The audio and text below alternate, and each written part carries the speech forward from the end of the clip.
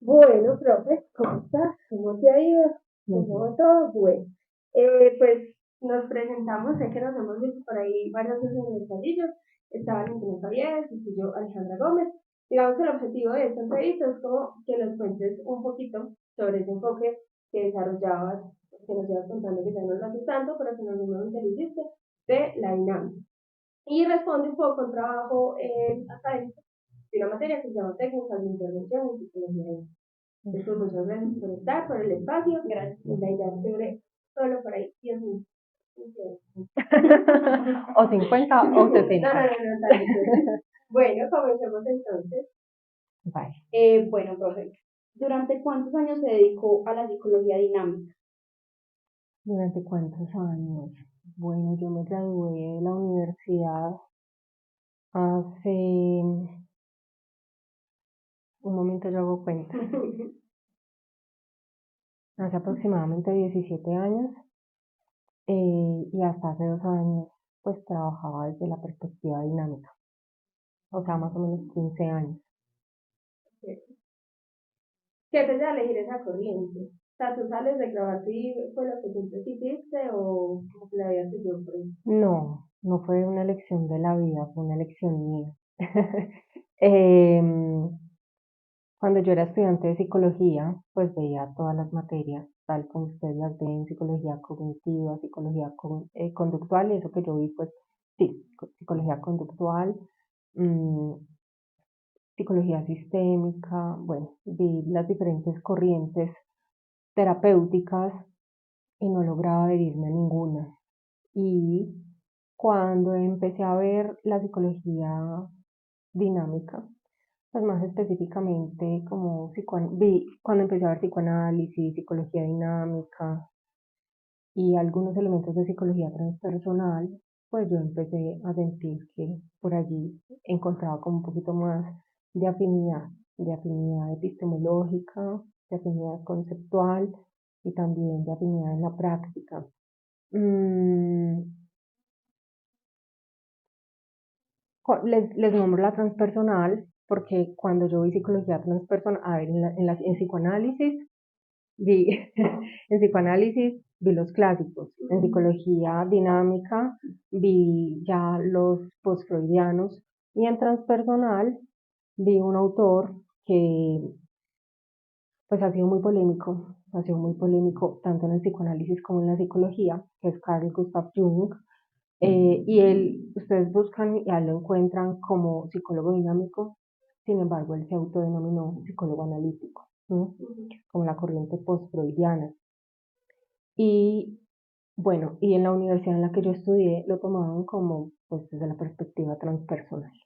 Entonces yo me enamoro en ese momento mucho de ese autor, pero pues digamos que yo no lo entiendo tanto desde esta perspectiva transpersonal, tampoco tanto desde la dinámica, pero sí, pues lo entiendo como un postfreudiano que aportó significativamente al desarrollo pues de lo analítico y de lo dinámico también. Listo, gracias, profe. ¿Podría como mencionarnos cómo se desarrollaban sus sesiones? Mis sesiones. Bueno, ahí creo que ahí hay unos elementos diferenciadores. Mm, Siempre en ese momento, pues yo tenía muy claro como que había un encuadre terapéutico, de lo que es de la psicología dinámica, del psicoanálisis se llama el setting.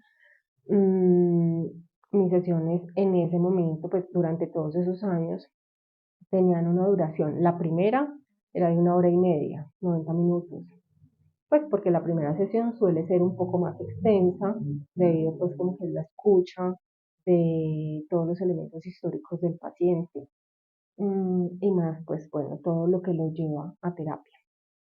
En ese momento trabajaba pues como los 90 minutos la primera sesión y posteriormente sesiones de 55 minutos, 1 hora, y si tenían mayor duración pues no tenía problema con ello.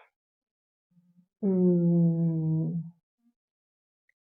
en la primera sesión pues sí me encargaba como de intentar hacer un buen encuadre, de escuchar el motivo de consulta, de escuchar pues, lo que historiza el paciente y posteriormente, ya en las siguientes sesiones, pues ir em, trabajando, analizando aquello con lo que llegaba el paciente, desde su perspectiva vital, también como de su día a día. Muchas veces los pacientes llegan hablando de lo que les ha pasado.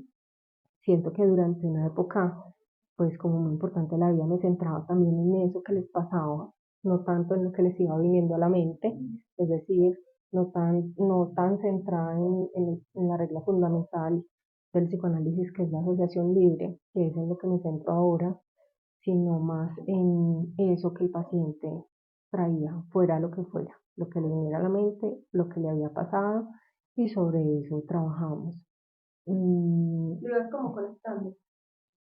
Con lo iba, que a usted le venía a la mente, tú ibas como entrelazando eso, lo que o pasa, tratabas como por módulos, por así decirlo. no, lo que pasa es que yo ahora sí trabajo el principio, la regla fundamental, que es la asociación libre, y desde ahí trabajo principalmente, fundamentalmente, pero anteriormente, si bien trabajaba un poco sobre la regla fundamental, pues que también es un principio de la psicología dinámica, no era necesariamente en lo único que me centraba. Si el paciente llegaba y me contaba su día a día, lo que había pasado, trabajaba sobre ello, y no tanto sobre lo que fuera viniendo a la mente.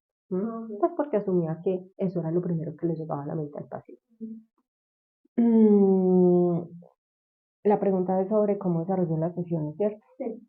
Bueno, entonces en ese momento tenía, digamos que, una perspectiva muy, muy rígida de una duración fija de sesiones de 50 a 60 minutos. Les voy a ir contando un poquito cómo lo hago ahora. Ahora me adhiero más a una perspectiva que es las sesiones de duración variable. Y las sesiones de duración variable es que si la sesión dura 35 minutos, ahí hago el corte de la sesión, sin forzar a que la sesión debe durar 50, 60 minutos. ¿M? Incluso en el primer encuentro, pues que tiende a ser más largo, si a los 50 minutos la sesión ha terminado, hago corte allí, que es lo que Lacan lo denomina la expansión. Mm, pero pues básicamente pues es eso. Tú ahorita hablas como de Jung, un autor que como que te cautivó en su Ujú. momento. Hoy sé que no estás en la dinámica, pero pues no tan. ¿Sí? Cuando lo estás, ¿qué autores eran como tus fans? ¿Seguías siendo Jung o en algún punto como que cambiaste a Yo, otro? a ver, yo trabajé fundamentalmente con la perspectiva junguiana, específicamente pues como toda la parte arquetipal, en donde él se centra, mm, pues el arquetipo, sí, los arquetipos que él trabaja, mm, y posteriormente pues también, bueno, eso también pues como una herencia de las personas que me acompañaron en el proceso formativo. Trabajé con Donald Winnicott, con Anna Freud, con Melanie Klein, con ellos principalmente, pues como con toda la perspectiva epistemológica que ellos traían, y porque hasta hace más o menos 10 años yo trabajé, 10 años, sí, hasta hace más, no, sí, hasta hace más o menos 10 años yo trabajaba con niños y con adolescentes, pues trabajaba con toda la población, con todo el ciclo vital, pero pues digamos que tenía una terapéutica muy centrada en niños y adolescentes.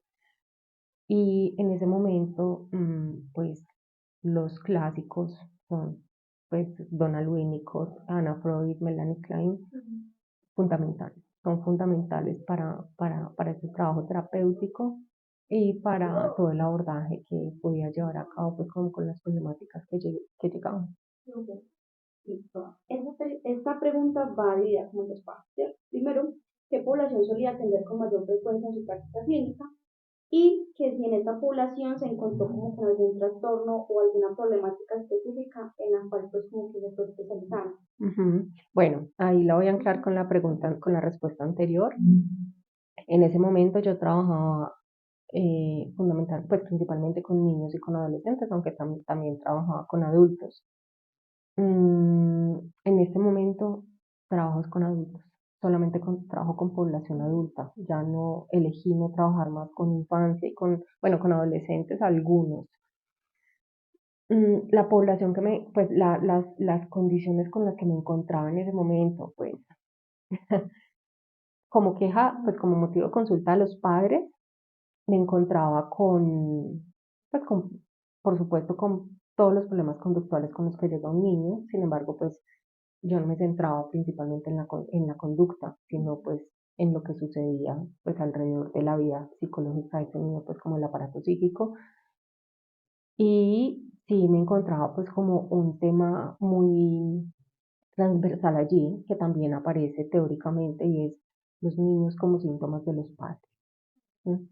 Los niños como síntomas de los padres, y en los adolescentes pues su necesidad de diferenciación de los padres. Eso era como el eje central que me encontraba en ese momento. Ahora, como la consulta ya ha migrado a otro lugar, pues me encuentro con otros síntomas. Me encuentro con otros síntomas, trastornos depresivos, mucha melancolía.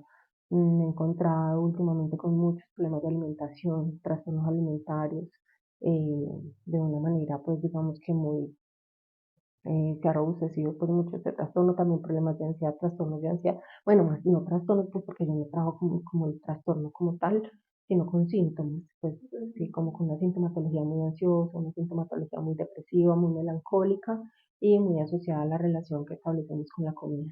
Entonces, ¿es porque se habla de un tema patológico o es más como, porque ustedes hablan con no es tanto trastorno, no se habla tanto desde lo psicopatológico o sí? Sí hay una psicopatología, claro. Lo que pasa es que la psicopatología del psicoanálisis es una psicopatología estructural de la neurosis, la psicosis y la perversión.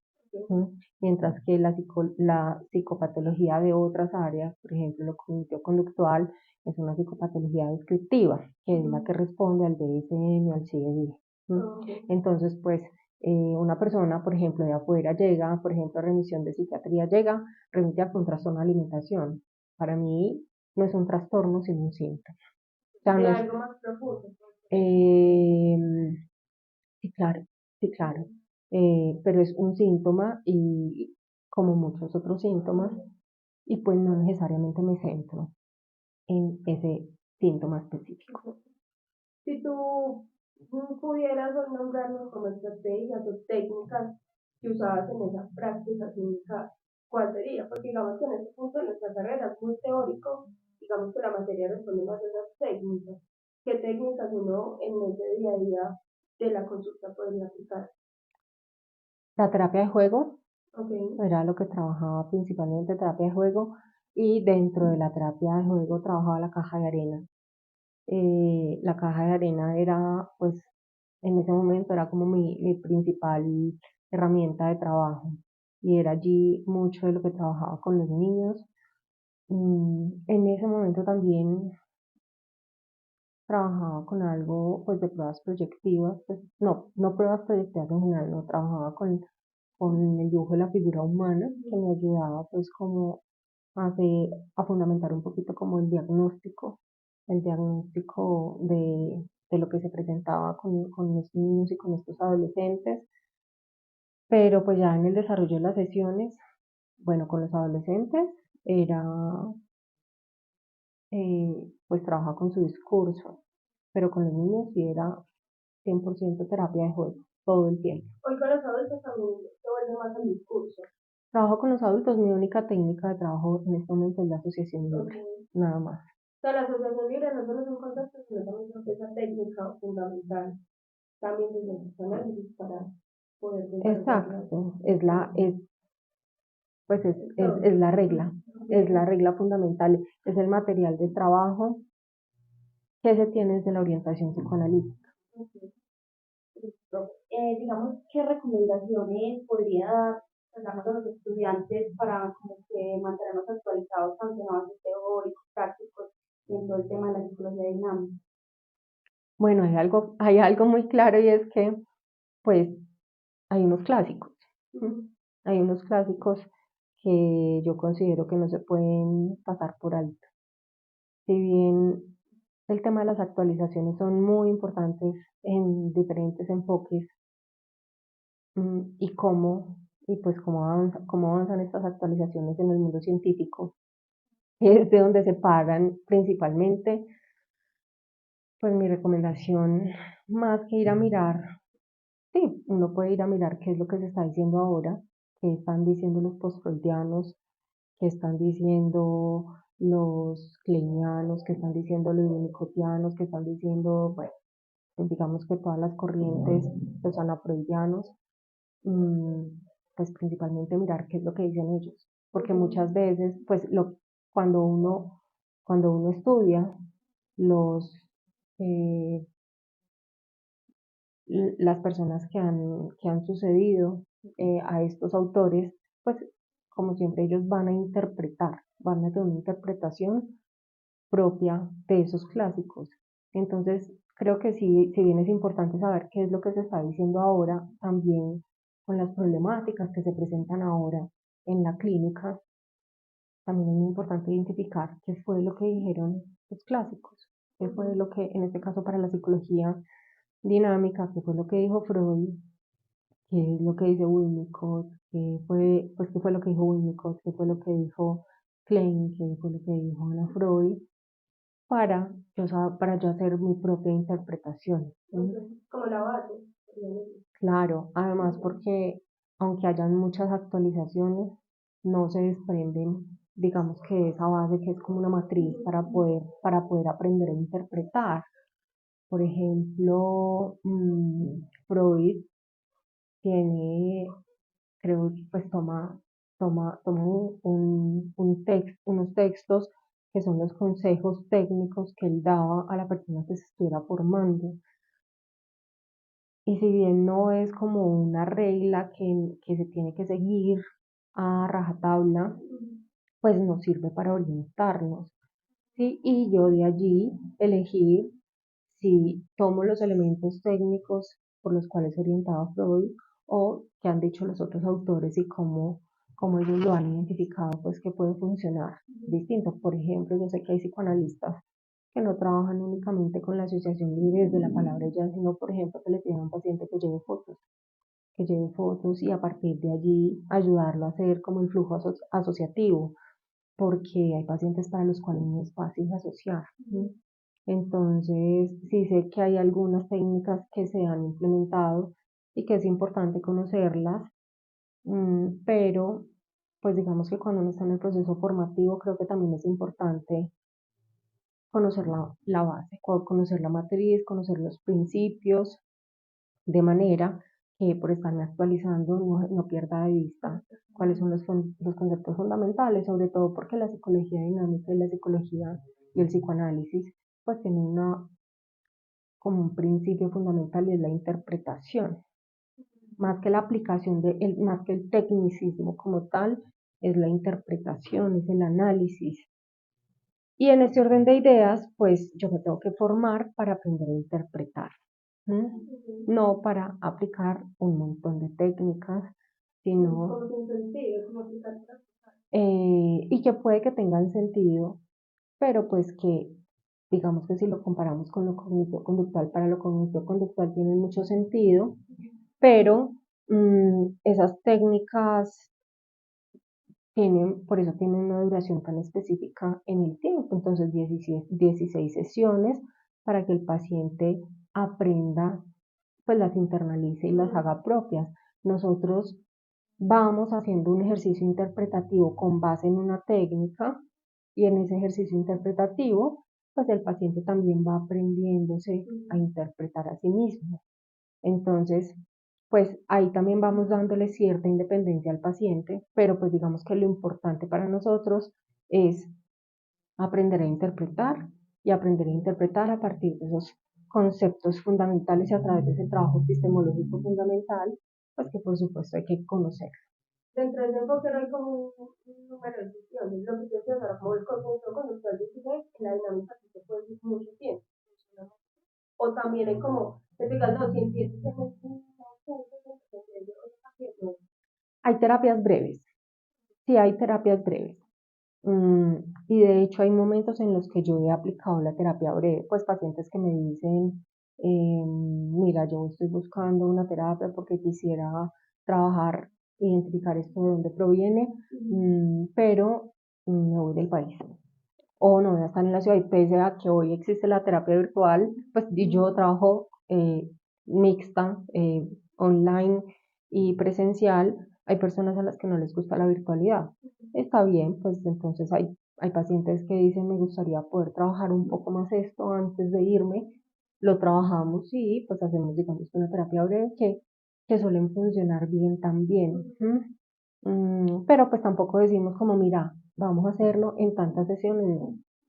Vamos trabajando, vamos trabajando y sí se acotan un poquito los procesos, pero aunque anteriormente pues la terapia psicoanalítica era tan intensa y pues de más larga duración, hoy creo que los procesos no son tan largos como antes, no son tan largos como antes y pero tampoco tenemos pues un número de horas, un número de sesiones eh, premeditadas.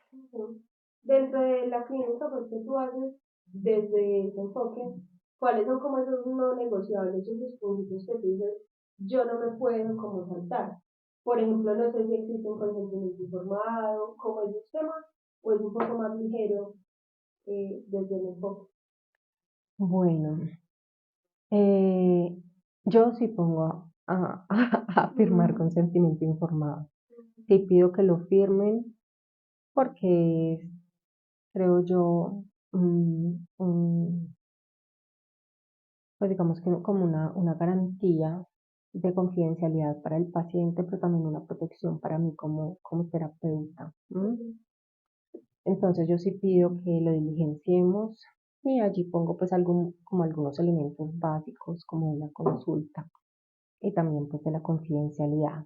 Pero para mí el no negociable, pues como más fundamental, por una parte es la abstinencia mía como terapeuta. Entonces, por ejemplo, los pacientes suelen decir, dígame qué hago, dígame qué hago con esto. Pues en eso intento ser muy abstinente y más bien interpretar que porque el paciente pide que otro le diga qué hacer, porque somos muy hablados por el otro y vivimos mucho en una sociedad del mandato, ¿sí? En el que nos dicen qué es lo que tenemos y lo que no tenemos que hacer. Entonces hago todo lo posible por abstenerme, por abstenerme de, de orientar, de dirigir la vida del paciente. Lo que hago posible es dirigir la cura. Pues, dirigir la cura, ese es un no negociable, es decir, me abstengo o me abstengo. Otro no negociable, pues, por ejemplo, que el paciente se niegue a asociar, a hablar de lo que le vaya viniendo a la mente. Ese es otro no negociable, pues, porque como les digo, es el material de trabajo. Entonces, yo trabajo con lo que el paciente dice, entonces, con lo que el paciente habla, con lo que le viene, con lo que aparece. Entonces, eso es algo también que sin embargo, pues también hace parte como del proceso terapéutico. Hay pacientes que no hablan, pero porque han sido silenciados a través de su vida. Entonces, pues digamos que todo eso aparece allí, pero pues ese es un negociable, un no negociable. Pues si el paciente no habla, si el paciente no asocia, no entro yo pues como a obligar ni nada, sino a dar una espera a que el paciente pueda hacer. ¿Y por qué tomo la decisión de abordar más el psicoanálisis que la psicología dinámica? ¿Y hace cuánto pues, trabajan en ese enfoque? Ujú. Mira, yo decidí hacer una especialización hace 2 años con orientación de psicología clínica con orientación psicoanalítica. Y yo decidí hacerla porque pues mi adherencia terapéutica era con la perspectiva del inconsciente. Y resulta que me enamoré. Me enamoré más de lo que, más enamorada de lo que estaba. Y yo decidí hacer esa especialización un poco como buscando algo de lo que yo a veces creo que mmm, carece la psicología y es precisamente como de una orientación técnica. ¿M? Como que sí, estudiamos mucho y entonces trabajamos el caso por caso muy bien y lo que va llegando muy bien, es cierto, pero, pero cómo nos orientamos, el caso por caso también, pues hay un mapa allí que me ayuda a orientar el proceso. Y cuando yo me encuentro con la orientación psicoanalítica, ya más profundamente me encuentro, el psicoanálisis lo tiene. El psicoanálisis tiene una técnica muy bien establecida que ayuda, pues, por ejemplo, hay algo que tiene el psicoanálisis que para mí ha sido fascinante y es que para uno hacer trabajo con orientación psicoanalítica, yo no me autodenomino psicoanalista, pero sí de trabajo con orientación psicoanalítica. Y en este tipo de trabajos, pues hay tres exigencias. Uno, el propio análisis psicoanalítico, es decir, que yo me haga mi propio análisis psicoanalítico. No que yo me haga autoanálisis, no, sino que yo tenga mi propio proceso terapéutico con otro analista. Que yo haga la práctica clínica y que yo supervise mis casos. O sea, que lleve a cabo la supervisión de mis casos, es decir, que no me quede solamente con mi postura teórica y técnica, sino también llevarla a que otros analistas me ayuden a analizar el caso. Y no solamente el caso, sino la transferencia en el caso. Entonces, a mí esto siento como que me generó más claridad, más conexión, más profundidad terapéutica y bueno, epistemológicamente me conectó muchísimo más. Okay. Bueno, pero bueno, esas eran las preguntas. Muchísimas gracias. Gracias, profe, por tu colaboración. A ustedes por la confianza y por no grabarme. Pues por no grabarme